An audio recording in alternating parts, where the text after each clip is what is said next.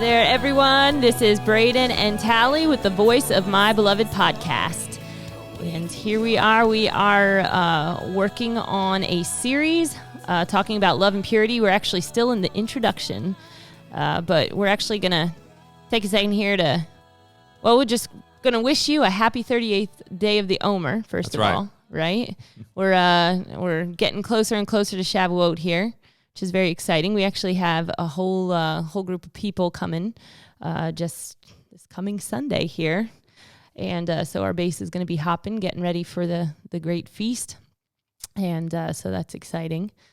I'm really baffled or amazed at just God's ways and how he leads us and guides us. And I just want to share with you the miracle it is that Braden and I we have a podcast.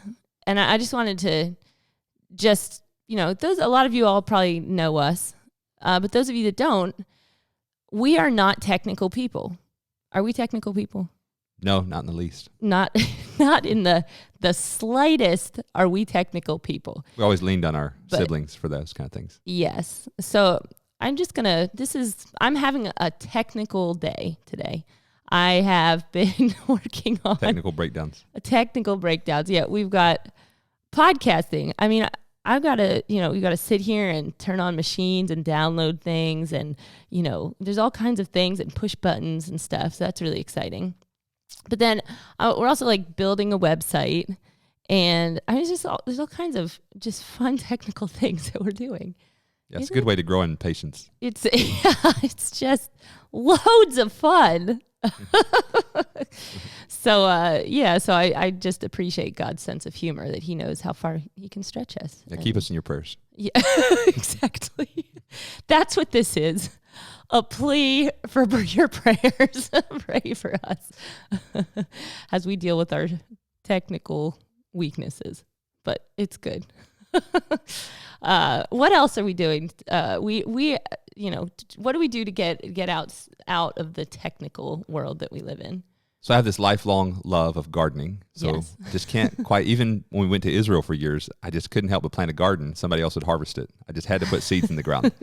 So there's something in me, just in my blood. I just have to plant garden. This year, with God's help, we'll have a harvest and actually be here for it. Yeah, it's so exciting. We've been in the garden, got potatoes coming up about a foot high, got the beans coming up about 6 inches high. Just, it's coming along pretty good. Yep. So it's a beautiful sight. Yeah, we had fun. We were out there yesterday getting everything cultivated. Yeah, yesterday we had a garden day, so that was good. It got us kind of, we got to kind of just let go so that we could deal with our technical day today. Yeah. So that was really a blessing. Yeah. Actually feel like you're accomplishing something physical. Right. Yeah, and the weather here is still really beautiful, which I just am so thankful. I looked on the 10-day forecast today, and we're still in the 80s. And I'm a happy person when we're in the 80s. The 80s make me happy. So I'm looking forward to the next 10 days. I think that's good. As soon as the temperature hits 100, I start getting very, it's hard on me. I don't like which Missouri heat is a little different than Pennsylvania heat that I grew up with. Right.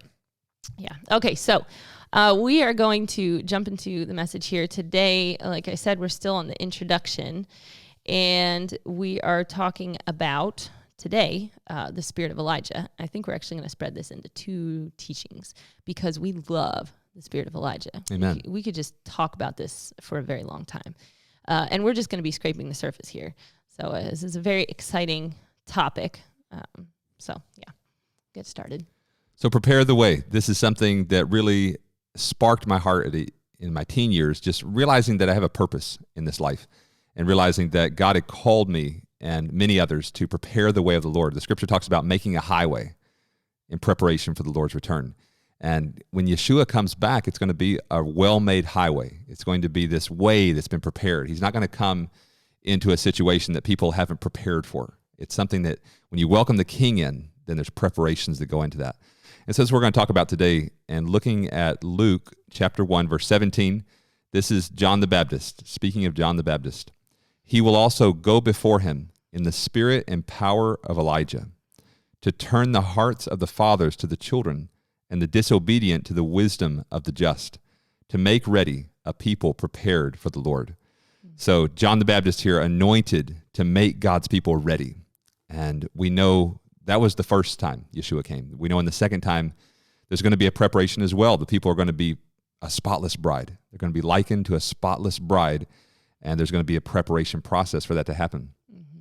So this same spirit of Elijah, I believe, is going to be poured out again, and we're going to be a part of that. And I want to just ask God for more of the Holy Spirit in my life to be a part of that preparation. Mm-hmm.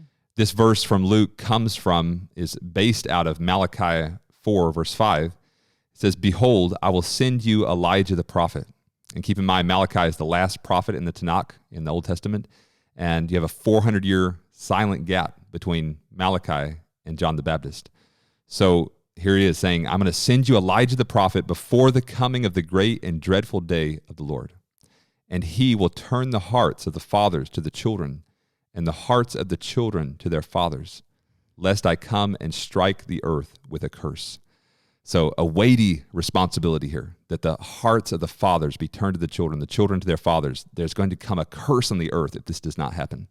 Mm-hmm. And so this is something we want, and something we have to really battle the cultural trends to see. You know, it's the spirit of the world going the opposite direction than this spirit of Elijah, mm-hmm. that's turning the hearts of fathers to their children. And so we're going to talk about that today. We're going to talk about, you know, some of my own testimony, some of what God has done in my life and Tally's life, and just try to be encouragement to you all out there to embrace this, to realize the importance of it. We spent a little bit of time about 4 years ago in Sweden. Actually, Svani was born there, so it was about 5 years ago. Mm-hmm. And there, the cultural landscape is far worse than it is here in America, and fatherhood is just really lacking. And so I can remember being there. We were on a farm there at a discipleship training school, but just kind of feeling the atmosphere in the country of just spiritual decadence.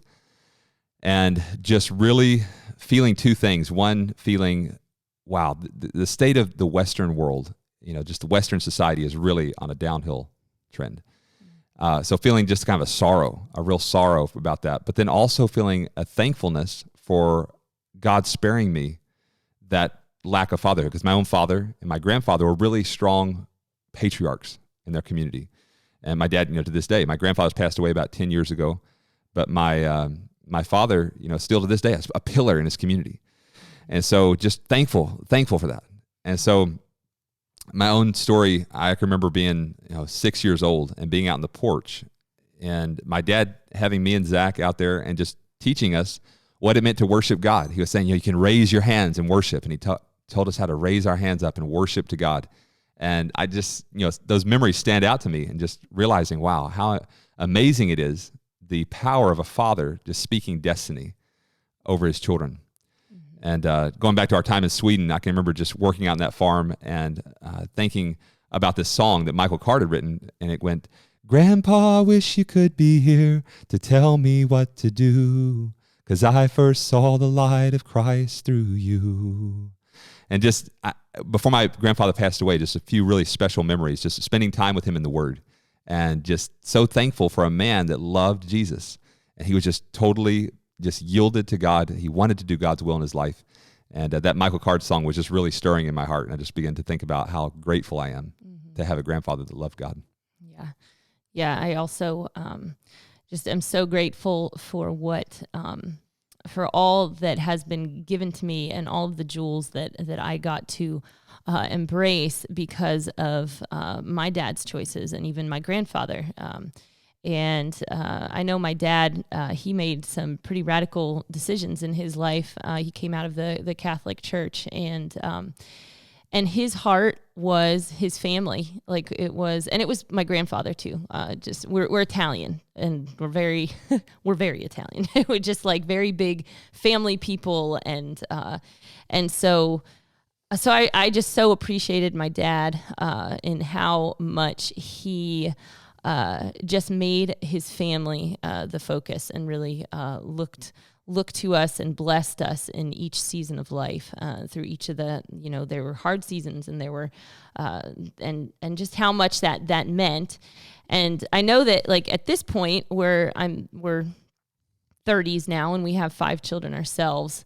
And we're also oldest siblings. And so it's kind of interesting now, kind of looking at the whole spirit of Elijah and understanding the journey for me as a young person with parents, and how my heart shifted over the years, and my testimony of how there were times in my life, my dad wasn't perfect and Braden's dad was not perfect, and we there's no perfect dad out there, and how the enemy could come in those places and really stir up this critical spirit of your parents, and how that's really rampant today. We see, there's all kinds of, and you can find a psychiatrist, a psychologist, a counselor, any counselor out there that would tell you all your problems are because of your parents, Right. Makes sense. Yeah, of course. Right. And that's kind of the world that we live in today is putting the blame on. And so, I could have looked at my parents' imperfections and criticized that and really just blamed them for all the problems in my life, kind of a thing. But instead, God did a real work in my heart, and I never, it wasn't hard. My parents my parents just loved me with everything, but there were those seasons in my life where it was a battle, and I had to continually look to them in love and turn my heart towards them, even though there was this gap of not understanding each other. And now we're in this place of parents, and we've got younger siblings, and we've got younger children that we're bringing up. And I'm realizing that as a person in the place of the parent, how those critical eyes are looking at me now. Like in our children, or even younger siblings and stuff, that that's what happens, is that they look to those that went before, and there's this kind of, well, I wouldn't do it that way, or I'm going to do things, different, or, they didn't do things quite right, or whatever it was. And realizing just how stressful that place is. And so it gives me more of a compassion and a greater appreciation for my parents and for the people that went before us, and just being able to be humble themselves under that criticism, because it's immaturity, when we do that. And we all go through that season. But just realizing the things, I think it's really good to understand the battle that's out there that is trying to keep us from walking in this spirit, and the spirit of Elijah, which is allowing critical thoughts to come and take root, and offenses. And then as a parent, me looking at my children in frustration because of the critical spirit that I see thrown at me, and just being aggravated, or, just being critical back towards them, responding in criticism, and just realizing it takes a work of God to see past that and to love past all of those places where the enemy tries to come in. So this is something we really need to understand, that this is not something that's easy. It's something we need to fight for. It's something that we need to continue to make choices to grab hold of the good thing and be a part of this spirit of Elijah. Yeah, I think too, it's something just human nature to want to blame others for our problems. I mean, you go back to the book of Genesis, and Adam blamed Eve. Eve blamed the serpent, and the serpent didn't have a leg to stand on.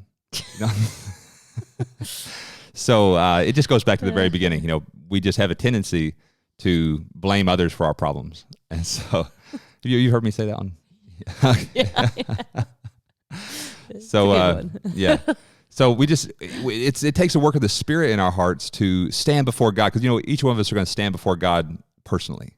We're not going to be able to stand with all the other people around us and say, well, look at him and look at her and all these other people. We're going to stand before God personally.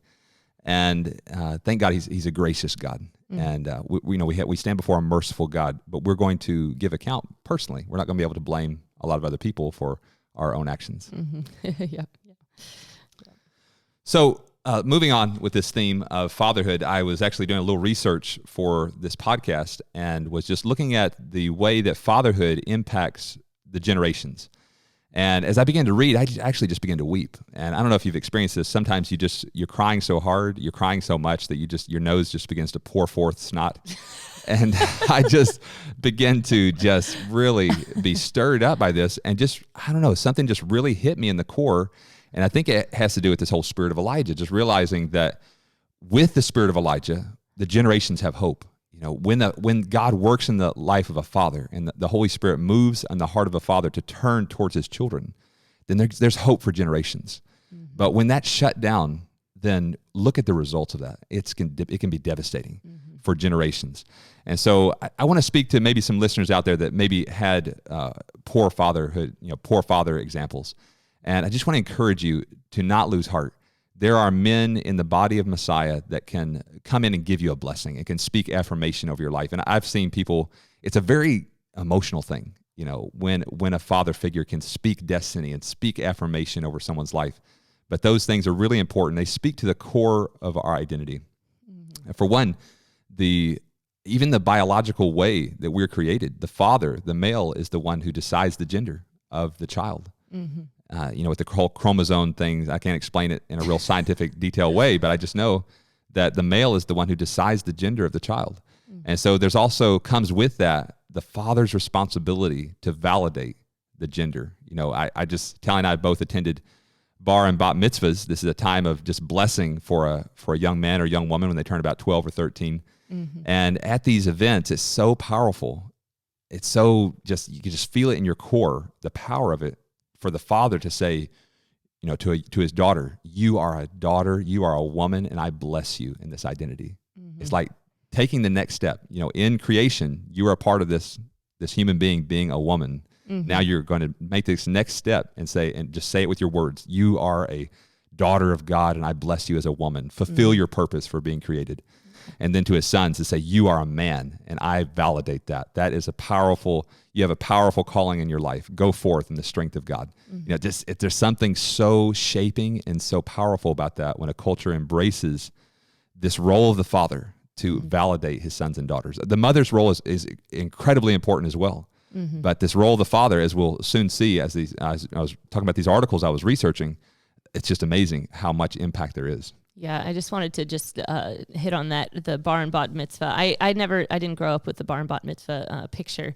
And the first year we were married, I think it was the first couple of years, we went to a handful of them here and there.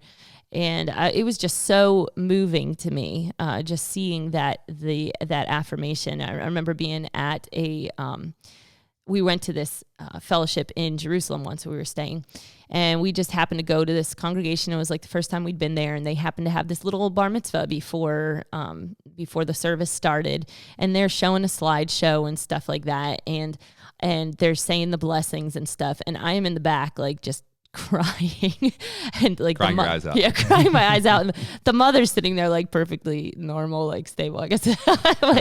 But anyways, it was so impactful for me to be around this, and I know that most of us didn't grow up with this in place, and I think in general in Christianity we see a lot of this attitude of, well, hope they make it kind of a thing. When they hit that like 13, the teenage years, everyone always talks about how scary that is and stuff like that. And I love it. This picture of taking them at this season and affirming them at that season and saying, I know you are going to go through a lot of changes over this next season, and I want to invest in you. I want to turn my heart towards you. I want to see you succeed. And I don't want it to be by chance. I don't want it to be I want to do all it is that is within my capabilities to see you go forward in strength and in faith. And so it's such an amazing thing to take hold of. And I just want to encourage those too, like Braden said, those that didn't have this voice in your life growing up. And just to say, just because maybe you didn't grow up with that, I just want to say, like, you can be empowered to be that voice in other people's lives. That's right. And that's what it took. That's what it takes, is a generation turning the tide and saying, you know what, my father maybe never spoke to me this way. I maybe never had affirmation from my father, but I am going to affirm my children. I am going to be that voice in my children. I am capable through God. I can do this. And even to those around you, the fatherless that are around you, being that voice of affirmation and encouragement. Yes, and I just want to encourage, just to reiterate, if you've got father figures in your life, elders, whoever they may be, get a blessing. If you've never gotten it, just get a blessing and have them speak over you destiny and hope and truth. It can be very powerful.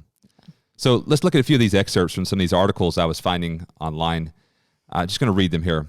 It says here, if both father and mother attend church consistently, and it's saying church here, I'm speaking just any kind of fellowship gathering, if they're consistent in the body, then 33% of their children will end up as consistent churchgoers.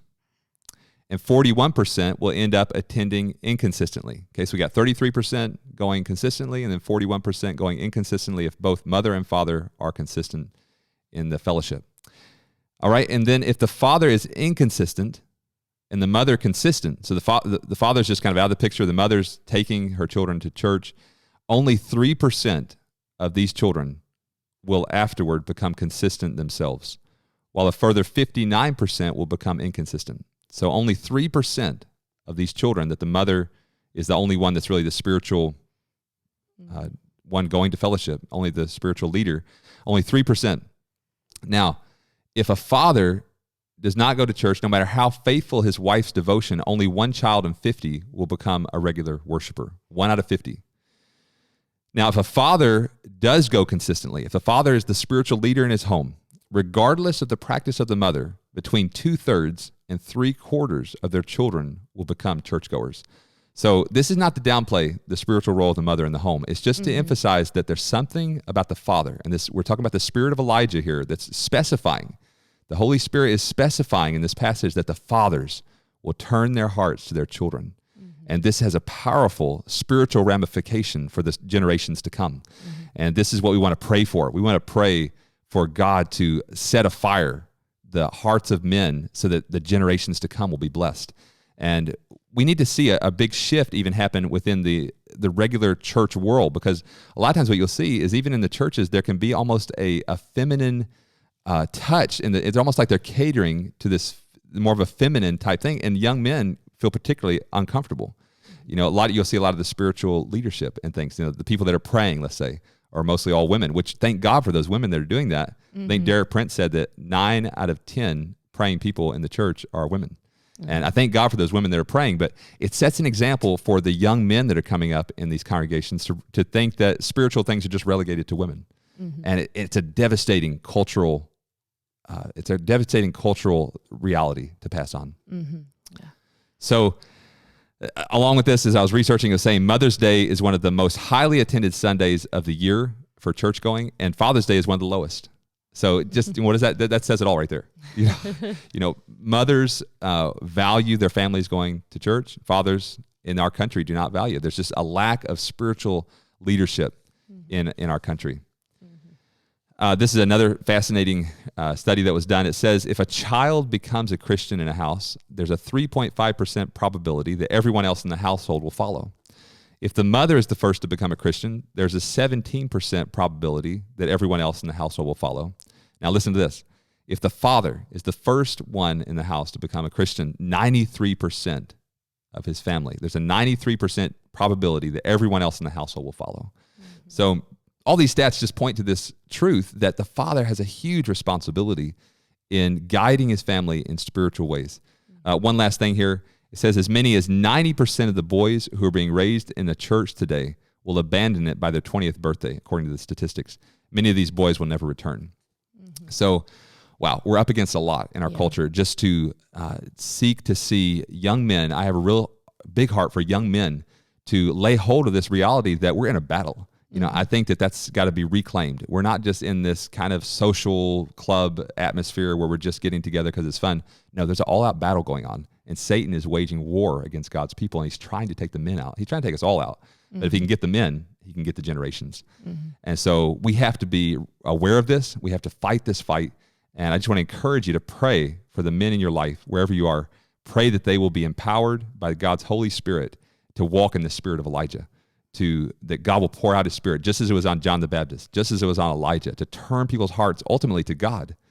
But as fathers turn their hearts to God, that they will turn their hearts to their families and that will leave a generational blessing. Yeah, and I think it's so important too to know where your heart is in this case, because I was saying, this critical spirit that wants to come in or offend, this spirit of like offense and aggravation or whatever it is on either side, whether you're turning towards your parents or your children.